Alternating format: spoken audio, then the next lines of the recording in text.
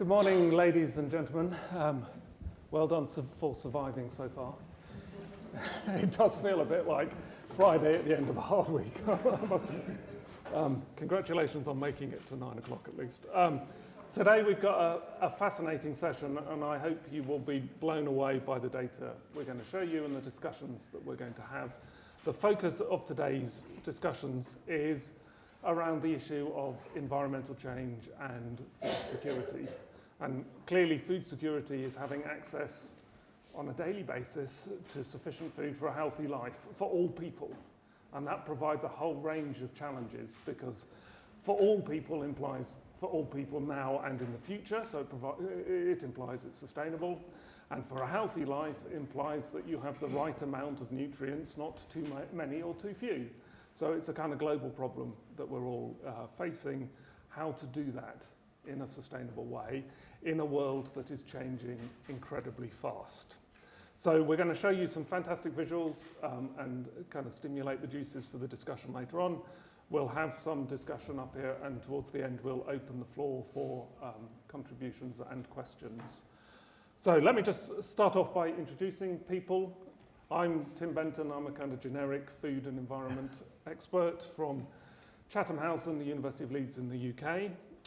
Let's go in this direction. We have Professor Illah Nourbakhsh from Carnegie Mellon, Professor of Robotics, who is the geek wizard who's going to run all of this and has put the visuals together. Mm-hmm.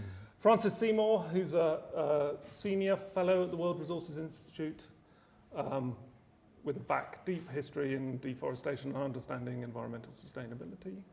Svein Holsether. Friday afternoon. CEO of Yara International, fertilizer company. And Kevin Jenkins, that's right, yes, my brain is going. President and CEO of World Vision International, a humanitarian NGO. Representing civil society and the humanitarian sector. Right, so that's us. Illah, would you like to introduce? Sure, I'll give you my welcome as well.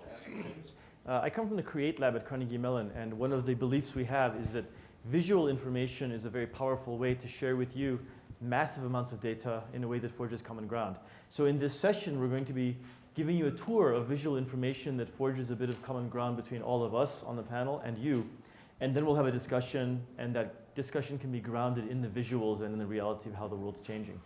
The visuals all come from the Carnegie Mellon Create Lab. It's the same system as you see at the bottom of the grand staircase, just behind us. The data, however, comes from everybody around the planet. It comes from Oxford Martin, UNHCR, UNU, NOAA, NASA, ICE, and just about every other organization from which we've been able to expunge data. So I thank all the data providers. Everything we show you will have a time slider along the bottom. So by looking at the bottom, you can get a sense of what time it is, and that's going to be useful because we'll go back and forth in time a great deal. And I think those are enough introductory remarks. Francis, I invite you to begin, please. Okay, thank you, Illah. So what I'd like to do is share a few insights about how food systems and natural systems are interdependent. And I think this view of the Earth from the Discover satellite, we have 2 years of data now, really provides that message in a very visceral way, where you think about whole weather patterns that affect the sustainability of agriculture are really being affected at global scale. So the first insight I'd like to share is that these natural systems that underpin food systems are going to be severely disrupted by climate change, and that change is already underway, as some of these visuals will illustrate. Let me ask Illah to call up some data on temperature anomalies, where we can see the dark colored orange-red is where we have unusually high temperatures. And you can imagine how crops can be very sensitive to temperature spikes and over time temperature changes that make agriculture systems less able to grow the crops that have traditionally grown there. So you can just see, just focus on a particular agricultural area that's known to you and see the increasing frequency of these temperature anomalies that will likely disrupt agriculture. Another way that climate change will disrupt food systems is through sea level rise. because quite a few of the world's most fertile agricultural system areas are within a few meters of current sea level. Very dramatic here is this area, which includes both South Florida, which is sort of gets your attention as, you know, a third of the state disappears as we project what sea level rise will do. But I'd like to call your attention to Cuba, where in all the countries in Latin America, Cuba has one of the highest proportions of agriculture or terrestrial land, you know, within 10 meters of sea level. And just see how much of that coastal area disappears. So you can imagine not only the loss, actual inundation of productive area, but the salinization that would pollute groundwater supplies as well in disrupting agriculture. A third way that climate change will disrupt food systems is through its impact on fisheries. And Illah is going to call up a data layer that shows where all the world's coral reef ecosystems are. And of course, coral reefs are very important as nurseries for many of the near as well as pelagic fisheries of the world.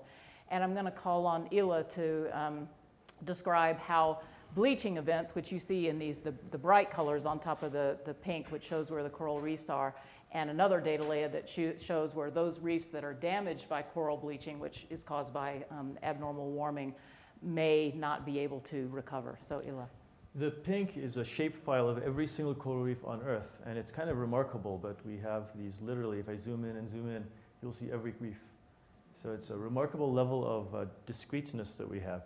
The really sad thing is if we zoom back and forth in time between 1984 and today, all the bright oranges are showing you all the places where coral reefs have been bleached and destroyed. So it's a remarkable amount of that over the course of these 25 or so years.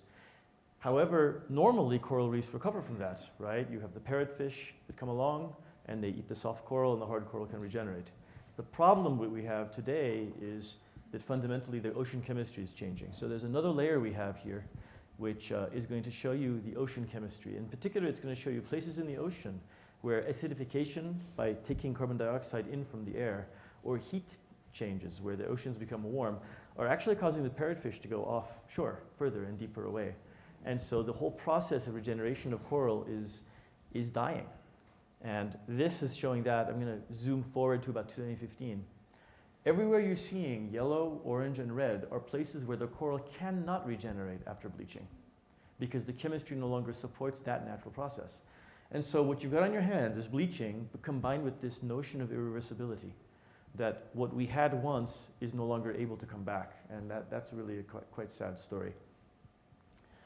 So another very important impact of climate change on agriculture, of course, is changes in precipitation patterns. Severe rainfall events, droughts, but also just changes in, you know, the timing and distribution of rainfall.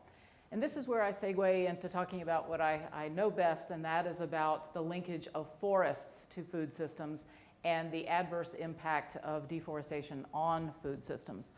This data layer, the green shows the remaining forests of the world, and the bright red will show deforestation. And you'll see some pretty amazing time lapse to show how quickly we're losing the world's forests.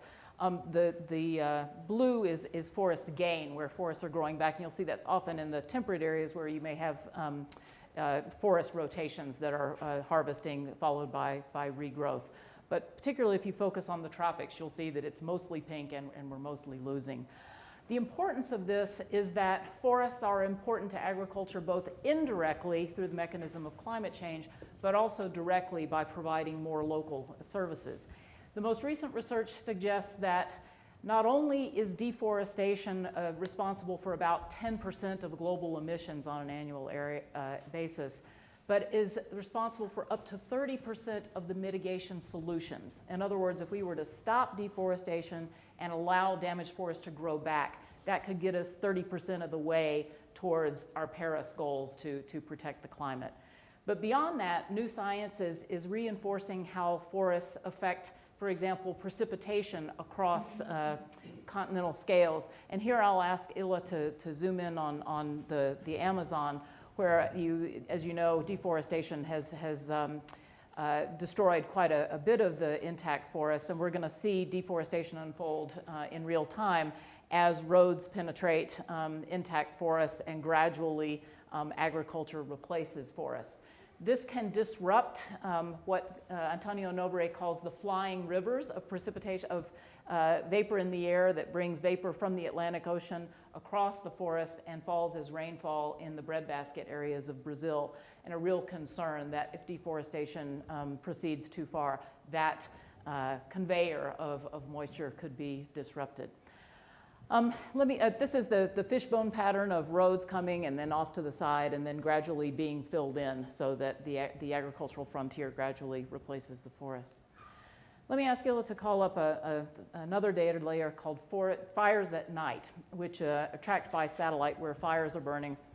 And we'll see as time elapses where we have a lot of fires, often agricultural fires that have a seasonality to them, and you'll see the seasonality as the time elapse goes by. But a lot of these fires are also forest fires, and with increasing frequency of fire use to clear land or damaged forests being more susceptible to fire, we're losing a lot of forests to fires. Now, it turns out, and this is my third insight, is that a lot of the deforestation that's happening now is based on globally traded commodities. And so I want to ask Illah to bring up a data layer that shows exports of palm oil from Indonesia, because a lot of these fires are based on clearing land for palm oil or from peatlands that have been disrupted, drained for palm oil cultivation. So a food system that depends on the global trade of palm oil is actually driving a lot of the deforestation that you saw in the Fires at Night layer. And maybe we should go back to the Amazon just briefly and show how soy in the Amazon, similar phenomenon, that land clearing that you saw for soy, also beef, has been, is being driven by global demand for soy. And so all of us are implicated in these global food systems that are destroying the natural systems on which the food systems depend. With that, I'm going to turn it over to Tim to talk a little bit about the implications of all this for nutrition and conflict. Thank you, Francis. I could watch you for days. It's just so mind-blowing.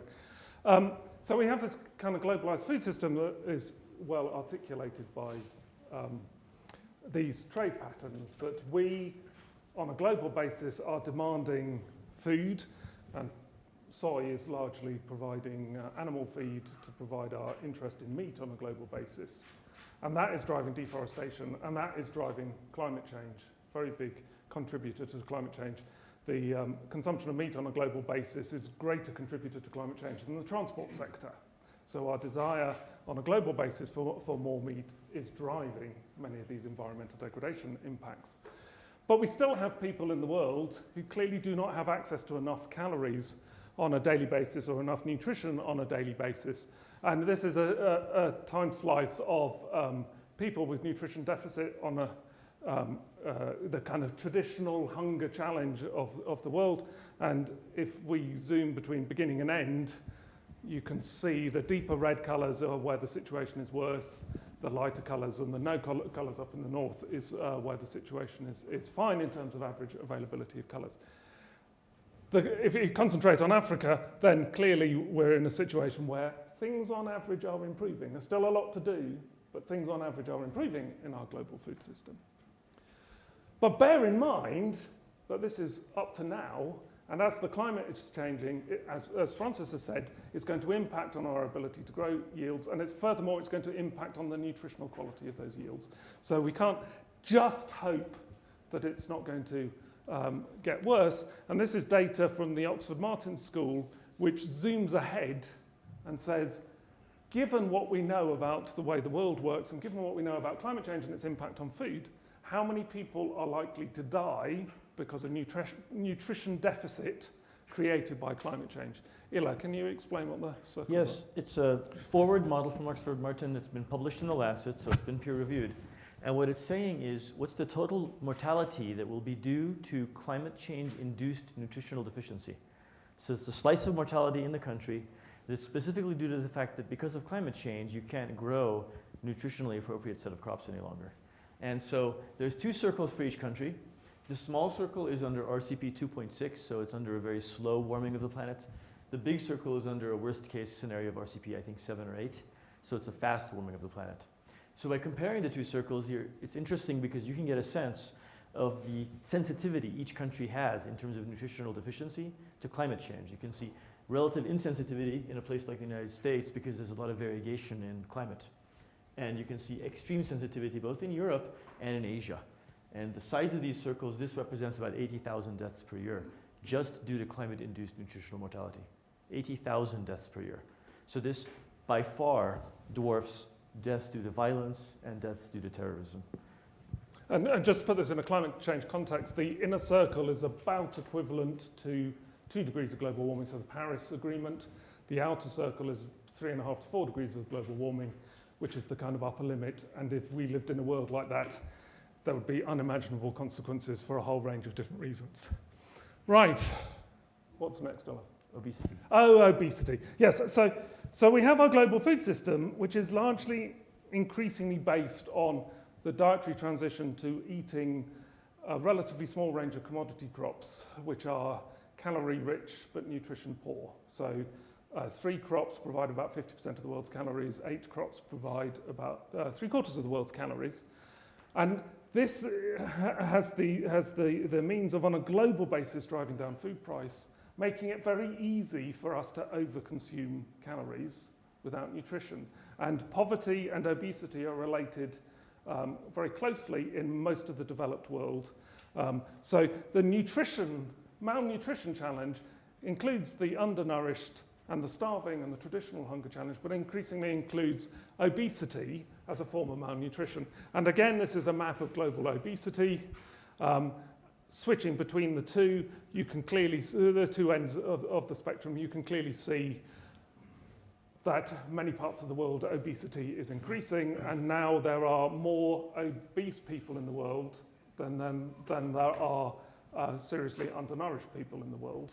And increasingly, the medical challenge is going to be concentrating around obesity as a disease and the economic impact of that. So our whole food system, which is driving climate change, driving environmental degradation, as Francis has talked about, has these two issues, both of which are related: the malnourishment in the sense of undernourishment, and malnourishment in the sense of over-consumption.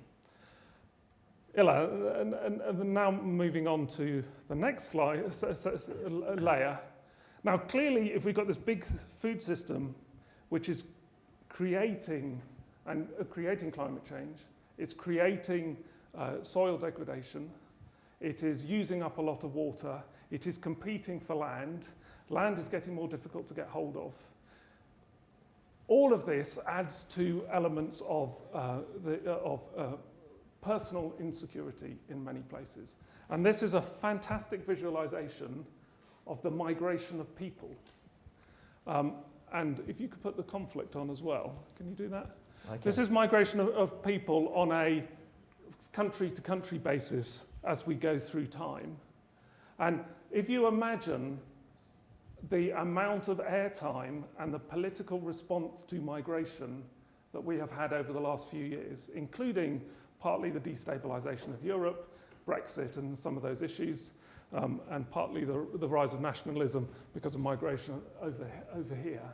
Imagine what it will be like in 2050 with environmental change impacting very heavily in some parts of the world of people's ability to feed themselves. And that environmental change increasingly being driven by a global transition to westernized diets based on relatively few calories, cheap food, available foods that we waste, and creates all of this viciousness of the cycle. So the conflicts are the dots. Illah, do you want to explain? Yeah, the conflicts are the red zones, and they're temporal and spatial. And the dots that are moving are showing you forced displacement, forced migrations across country borders from the UNHCR database. And so this is a useful visual because it helps us understand that the stereotype that migrants move to places and cause conflict is nonsense. In fact, migrants depart from zones of conflict. And that's precisely what we're going to see in ever-increasing numbers due to climate-induced stresses like sea level rise. Thank you. So just to end this section, one of the areas that I work is the relationship between food security and national security. And clearly the ability for locally destabilized fragile democracies, when food prices go up because of some climate change impact somewhere else in the world, perhaps, and how that might knock on to create local conflict, and how that might create humanitarian crisis, and how that might create a migration crisis, and how that might then knock on to destabilize the world further. So we're talking here climate change, food, environment, people, in a really big thing that intersects with so many ways that the world works. Food is not just about having calories to survive on. Food underpins so much of what we need as a society to function. So I hope you'll agree with me that some of these visuals are quite mind-blowing. And what we kind of want to do today is not just concentrate on the doom and gloom, but also to think about what we can do better to build resilience of the system, perhaps to mitigate some of these impacts, both on the food system, but also on the planet. And so we've got this very esteemed panel. Let me turn first to Svein. Your response to some of that and your thoughts about where the private sector can contribute and where perhaps your company can contribute to building resilience and adapting. Well, you're absolutely right that when you visualize it like this, it's really impactful. And I think we have a lot of reasons to be pleased with the development when it comes to taking people out of poverty, reducing hunger. We still have a very long way to go, but when we look at the cost of this increased food production and the interlink between the food system and the natural systems, as we see here, we see clearly that this is not sustainable. Agriculture today is representing 25% of global climate gas emissions. Half of that is change of land use, and we see this very clearly visualized here. And as a fertilizer producer, we worked a lot to reduce our own emissions, and we've been able to take them down by 50% compared to where we were at in 2005. And through that, we have developed technologies that we have been able to license to some of our the other producers as well, and that's contributing to a reduction of about 23 million tons of CO2 equivalents per year. But what is very clear is that just looking at our industry in isolation is not going to make the big change. We need to look at the totality and look at partnerships to collaborate across the value chain in order to make an impact. And that's how we're shifting our focus and using more of our energy on the totality of the picture rather than only the fertilizer production part of this. Thank you very much. Kevin, from a humanitarian perspective. Yeah. What does this say? What does this speak to you? You know, talking here about a number of causalities are quite tricky, what causes what, but if you focus on the two primary things, climate change and conflict, first of all, climate change disproportionately impacts the poorest. And so, you know, I spend about half my time in the developing world, and we're looking at a lot of big data here. I spend time sitting with mothers and children and sort of thinking of Turkana in northern Kenya, where they're saying the droughts come more often and they're worse, and we used to be able to preserve half our cattle, and now they all die. And so this idea of climate change kind of creating these chronic disasters that the world, people talk about compassion fatigue. I don't think people get tired of being generous, but they do kind of zone out. And so almost all of these humanitarian disasters are massively underfunded. And then conflict, about 80% of humanitarian assistance in the world today is conflict related, either in the country where the conflict is occurring, or in the case of South Sudan, for example, 1 million refugees left that country over into northern Uganda in the last year or so, creating the largest refugee camp in the world in a year, bitty. And there's many examples, Syrian refugees also. And doing a humanitarian response in a conflict zone is much more expensive. You have to protect your workers, just 2 days ago, Save the Children had a number of workers killed in Afghanistan. We've had workers killed in different places around the world. And so our duty of care requires us, it takes a lot more money to do a food response in a conflict zone than in a drought zone. And and of course, if you're a refugee, I was in Bidi Bidi a few months ago talking to refugees who had, and mainly children, who had just watched one or more of their parents murdered in front of them. They walk for 5 or 6 days without food, and then they get to a place where they're reliant on someone else to provide the food because they're displaced. So there's a human story, there's a climate story, there's a conflict story. It's pretty connected. So if there was one thing that you were going to ask world leaders, whether in the private sector or the public sector, to do, thinking ahead, not just in today's problems, but 10 years' time, 20 years' time, as climate accelerates, what do you think your ideal solution would be? I'd ask them to grow up, but... Anybody in particular in mind? Yeah. Could you please solve the world's problems on the panel at 9 in the morning on Friday? You know, I would say, unfortunately, and maybe it's because of how democracy works, or we've got so much short-termism, so much tied around election cycles, and so much tied to human nature, self-centeredness, you know, fragile states because leaders aren't looking after the best interests of their people. Nelson Mandela is a hero because he's so rare. Yeah. And so we need leaders who are interested in the well-being over the long term of their own people, and that's related to climate or conflict. And that's above my grade level. That's a big ask. Illah, do you have any visuals, and I seem to remember one from last year, of lakes drying up, to put some flesh on the bones of what it actually looks like? You'd like more bad news? Yeah. Okay, I can do that. Well, it's just, but it really brings home to people, I think, what this actually means. The idea of short-sightedness, I think, it's a really important point to make. There's decisions that countries and municipalities make.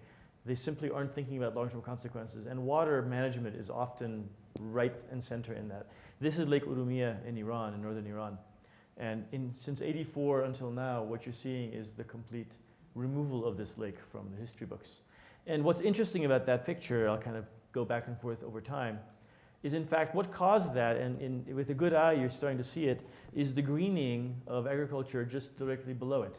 So upstream of the lake, looking at exactly the feeders into the lake, were green. Agriculture came to blossom there. And as agriculture blossomed there, the lake salinified and eventually died completely. And that's exactly a story that we see repeatedly. Another really interesting story of short-sightedness that's just remarkable. I'll see if I can find it because it's such an incredible story. I can usually visually find it. I have found it. There it is. This is Saudi Arabia, middle of the desert, right? This is nothing near water, no lakes, nothing. I'm going to zoom right into it. And what you wouldn't have known is that in 1984, there was a gorgeous ancient aquifer here because this used to be an ocean.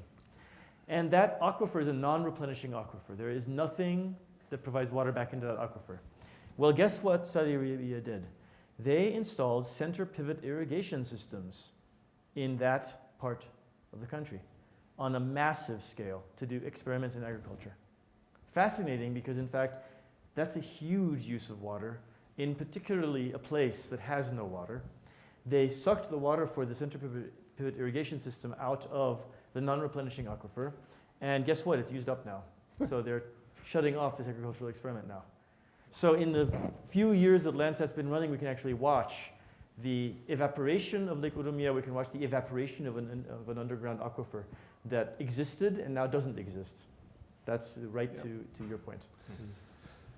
Svein, turning to you next, we talk quite a lot in the Global Future Council for Food and Agriculture and the Stewards Group around thinking about transitioning to food systems and sustainable food systems.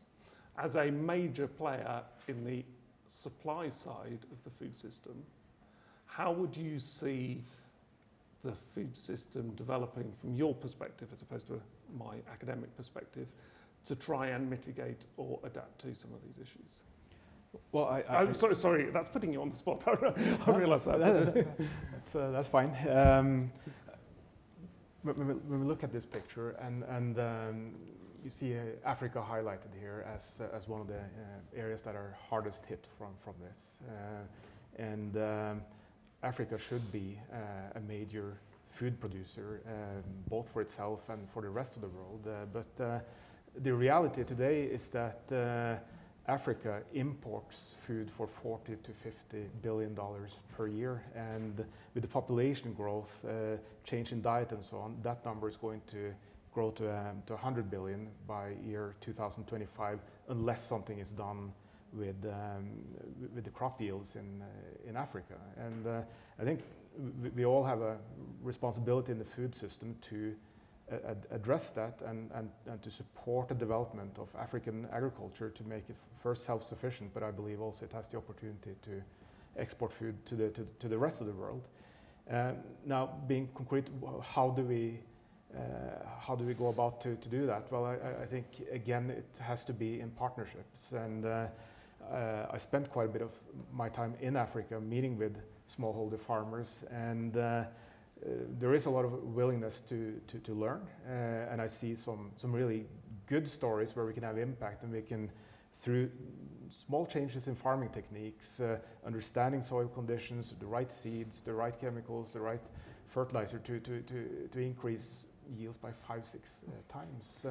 But I also see some very challenging and really heartbreaking stories where farmers follow that advice, increase their crop, only to see the food rot in the shed because they don't have access to the market. And I wanted to be concrete on one example to try to address this. It's in its initial stages, but it's the Farm to Market Alliance, where the World Food Programme decided that they want to source from the smallholder farmers and create a market for them, because very often it's the smallholder farmers that are hardest hit and that need the aid from the World Food Programme. But then to create a full value chain, including financing, chemicals, seeds, crop insurance, and so on. And today, that's supporting 136,000 farmers, increased crop yields by 34%, farmer income by 83%. Still not a very big number, but it shows that this public-private partnership works, and it does support these farmers. And we can now it's about creating scale in this, but we need a large movement around this. And here I'd like to engage more of the players in the food industry to take part in this and support these programs. Fantastic. So there are clearly things that we can do in terms of increasing local productivity, connectivity to the market, and so on, whether it is through new breeds or whether it's through better fertilizer treatment or more efficient irrigation or access to markets and telephones. So lots of things we can do in this space. But now turning to Francis, wearing the environmental hat, what do you think the danger is in terms of the Jevons paradox of our food system? So Jevons was a Victorian economist in the United Kingdom, and he pointed out that if you made coal-fired power stations, it's a difficult thing to say early in the morning, coal-fired power stations more efficient, you would expect to use less coal. But when we made coal-fired power stations more efficient in Victorian times, we ended up using more coal because energy was cheaper. And in a sense, the food system's a little bit like this. The more we concentrate on growing yields, the more we provide food, the cheaper that food becomes, the more we use that food, and the more people find new uses for food, whether that's eating a lot or throwing it away. And you all know the statistics that about a third of the world's food is thrown away. About 20% of the world's food is now overeaten to create the obesity statistics. And by the time you add up a whole lot of other loss factors in the food system, our food system is incredibly inefficient. So what is the danger of concentrating on producing more food as a global solution, driving obesity, but driving the demand for ever more food, and then more forest clearance and more and more? And how would you as an environmentalist address that? Oh, that's a great question. First of all, I think Svein is right that there are many places in the world where helping smallholders intensify their production systems is an important part of the solution, but where that production is taking place at the expense of forests, it's maybe necessary but not sufficient, because we need to find a way to intensify agriculture and protect the natural ecosystems as well. Let me ask Illah to help me with two illustrations of a couple of the policy tools that have been tried that are actually succeeding in achieving that objective. Can you find the Xingu Reserve Complex in Amazonia? One thing that Brazil did over the decade, starting in about 2004, was to put a suite of policies into place to reduce the completely out of control deforestation that was happening in the Amazon. And as you can see, deforestation taking place here, there's this one area you can see outlined in the green that for some reason was protected. Why did the deforestation not, come into this area? Well, it's because it's a complex of indigenous reserves. The government of Brazil recognized the rights of indigenous communities and recognized their territories as a special category of protected area, and really empowered them to exclude, this phenomenon that we saw earlier of rapid forest clearance. And so one of the important dialogues taking place globally now is effectively, enforcing the UN Declaration on the Rights of Indigenous Peoples by having governments recognize those rights in meaningful legal ways and then help those communities back up those rights. And interestingly, this kind of satellite imagery analysis helps empower those communities directly because they can get the data. Maybe there's an area that's not patrolled frequently, but they can see one of those hotspots come up and both themselves respond or call in the authorities to help stop whatever illegal clearance or illegal logging is taking place. So it's a good news story. It's something that works, is in those that are forest stewards to be empowered. I mean, the data shows that where there are indigenous peoples is where we have the most forests maintained. So recognizing and supporting the rights of those communities to protect that forest has shown to be effective, certainly here in Brazil. Another one is that in the context of the Paris Agreement on climate change, can you go to Kalimantan, back to the fires at night? There's a whole mechanism that has been negotiated specifically for forests and climate change. Few people know that in the Paris Agreement, one of the only sectors that got its own article was forests. So Article 5 is about international cooperation on protecting forests to protect the climate. And the mechanism, it's called REDD+, for reducing emissions from deforestation and forest degradation, is essentially a framework within which rich countries can pay developing countries to reward them for protecting the forests. And so that mechanism is still quite nascent in that rich countries haven't really put up that much money to test it out, with the exception of Svein's country. Norway has put up several $1 billion to test it out. Back to the forest fires. In the forest fires that burned in Indonesia in 2015 were estimated to have produced more climate change inducing emissions on a daily basis than the entire United States economy. So these are globally significant emissions from these fires. And yet if we zoom in and see, there's some places that seem to be protected from these forests. This is a national park that protects peatlands, but this one is a private carbon project where a private company has gotten a concession from the Indonesian government to protect a carbon-rich peatland area. It's called the Katingan Project, and sell carbon credits to the international community to finance the fire protection that they're doing at that site. And so, you can see it's actually quite effective.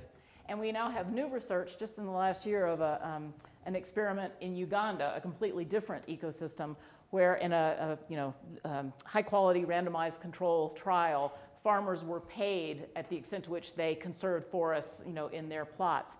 And it was shown to be extremely cost-effective and helped avoid carbon emissions at a cost like several orders of magnitude more cheaply than, say, building a carbon capture and storage plant, because, of course, forests are the only safe, natural, and proven carbon capture and storage technology that we have.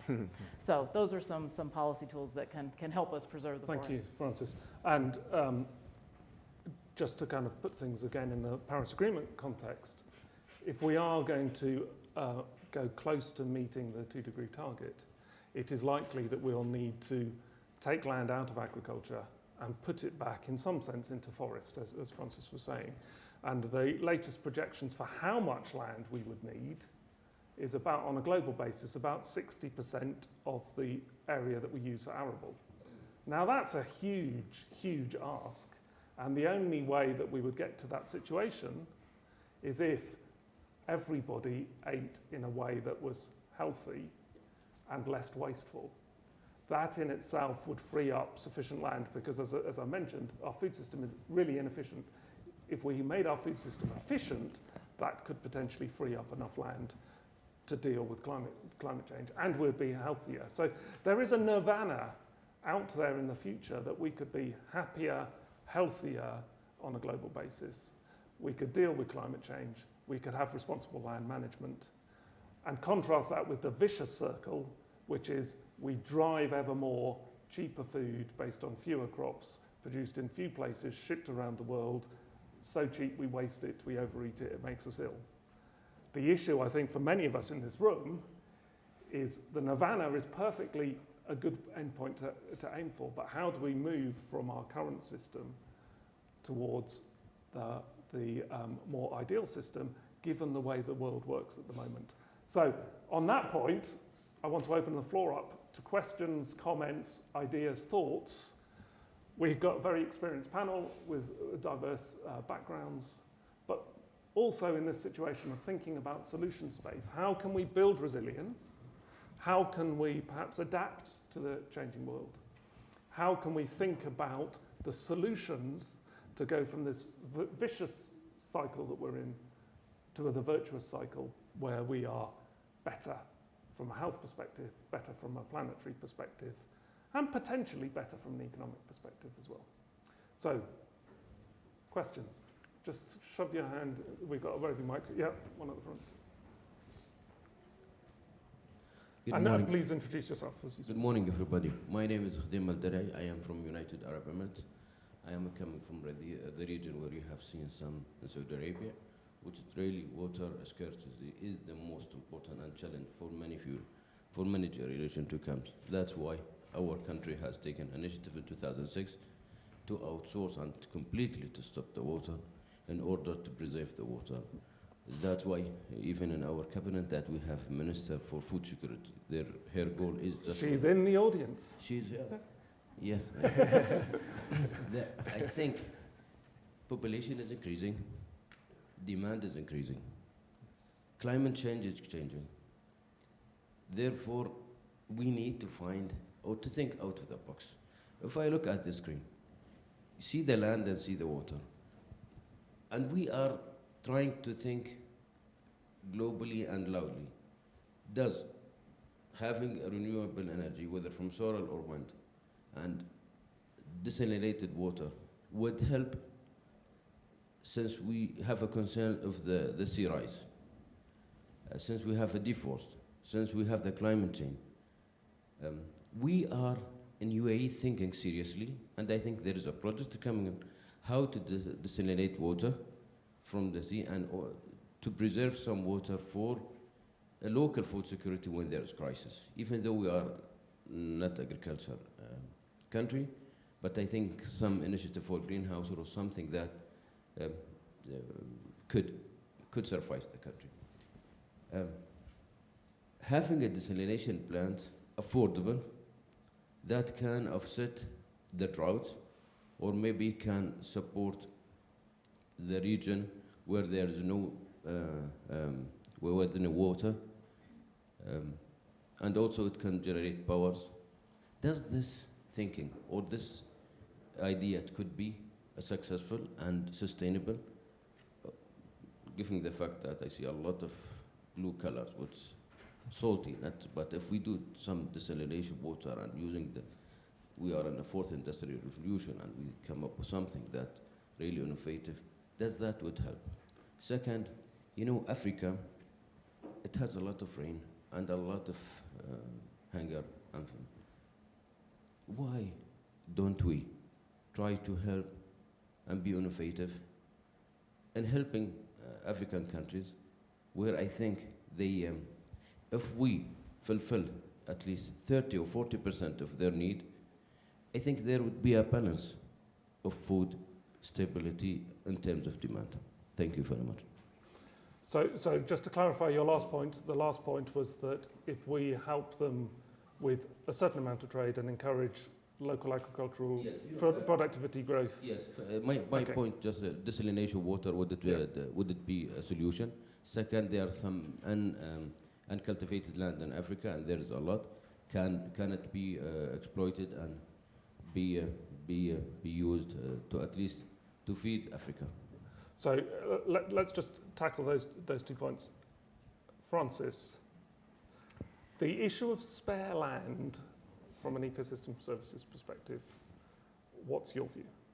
You know, I would defer to Kevin on the Africa-specific question, but I think in a lot of places, land that has not yet been used is probably not being used for a reason, or is a natural ecosystem that would be disrupted and result in loss of biological diversity or climate emissions if it were brought into cultivation.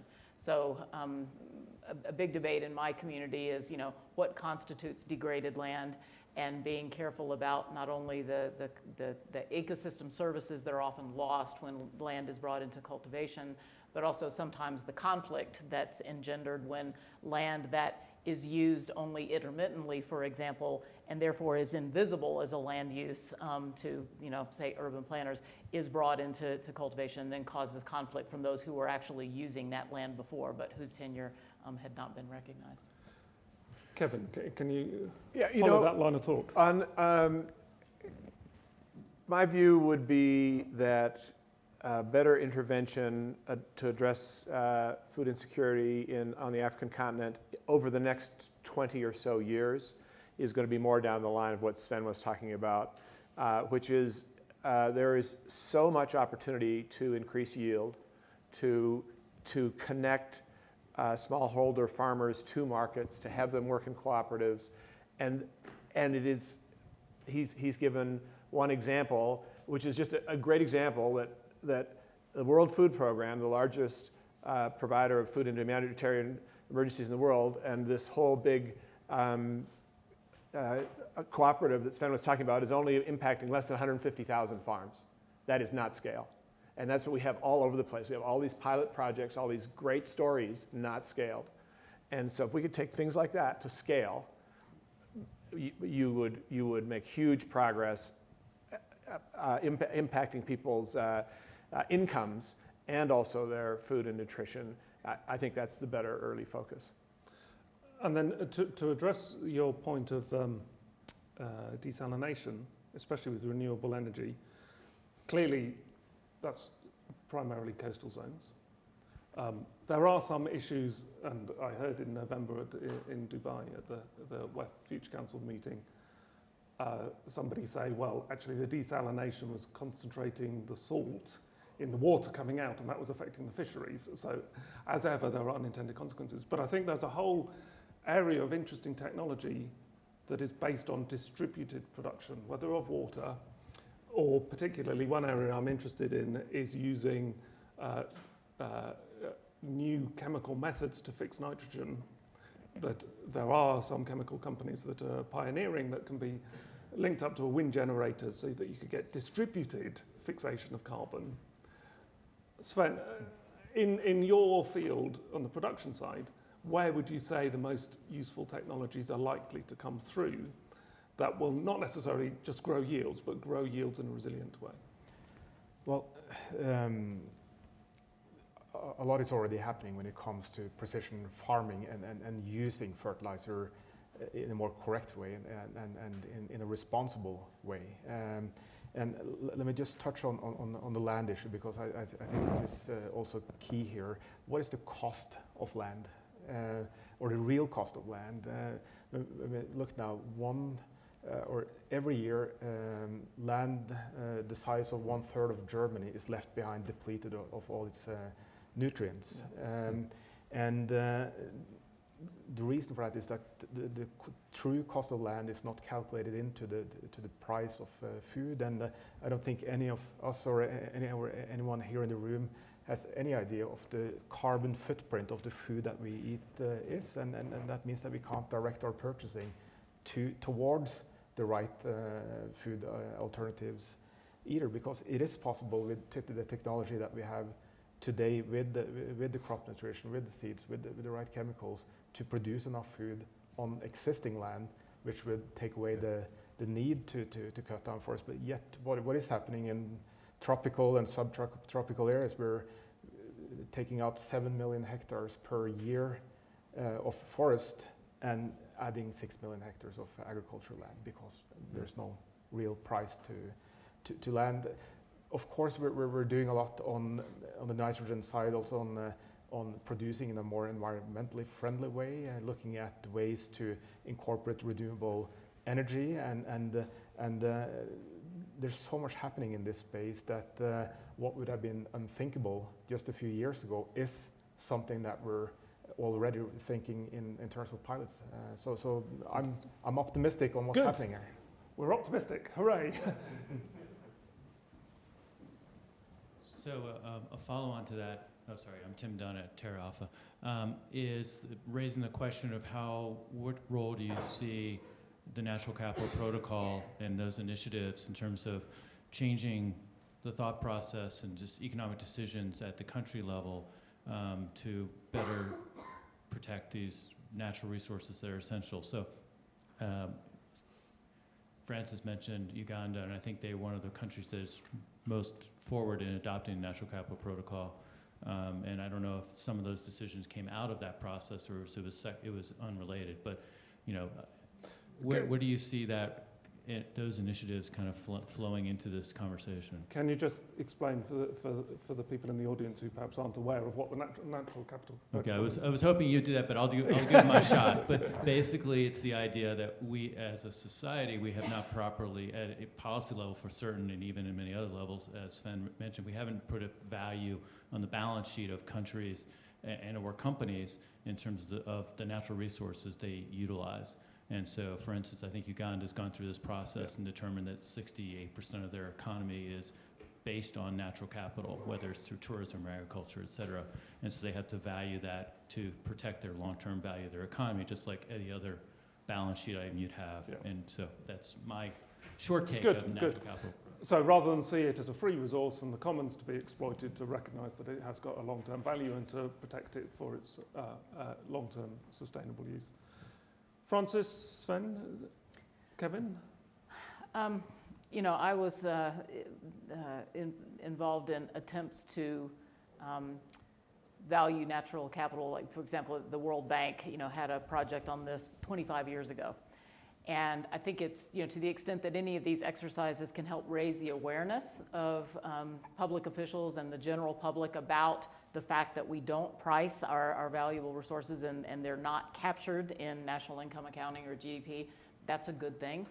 But I think to actually influence behaviors, we really need market mechanisms. So putting a price on carbon would be step one. Because not only would it help us protect the climate, but a lot of other values sort of co-vary with carbon. Carbon-rich terrestrial ecosystems also tend to be the most biodiversity-rich and also the most providing of ecosystem services such as these rainfall or pollination or other services to agriculture. Certainly there's more we could do on sort of water pricing, sort of at the watershed level, and replicate more of the experiences that we have where upland farmers are compensated by maintaining natural vegetation that then provides the water that feeds municipal water systems or irrigation systems. So while I'm certainly not opposed to the accounting exercises, it's certainly worthwhile to have more of that. I think the actual, precipitating changes in behavior in the marketplace are going to depend on pricing mechanisms. Sven? Yeah, of course, it's a very complex issue, and the solutions to this, I think we need to look at, again, at the entire value chain. And there is the Food and Other Land Use Coalition, which attempts to look at the whole system, all the way from input factors to the farmer, through the logistics, to the food producers, and including diet as well, so you see this in totality. What I like with the approach in FOLE is that it's science-based. I think too much of the debate today is based on feelings rather than actual hard data. And what FOL is attempting to do is to create this roadmap where there's an awareness of the impact of both from the diet side but also on the production side, and how that can be solved in totality. But it requires a lot of players coming together under one umbrella, and FOL helps that. So let's try a little bit of interaction here. Tim, I have a visual that actually relates to this. Okay. Can I just interrupt? Yeah, quickly. Oh, we've got so much to get through, Illah. Carbon price is actually interesting. S&P Global has been doing an analysis of the way in which higher carbon prices impact the potential profit, the EBIT of companies. And what's interesting is they released this information to us. We had a whole session on it here. But just to give you one idea, now this isn't about agriculture, this is about mining, pharmaceuticals, chemicals, automobiles, telecom.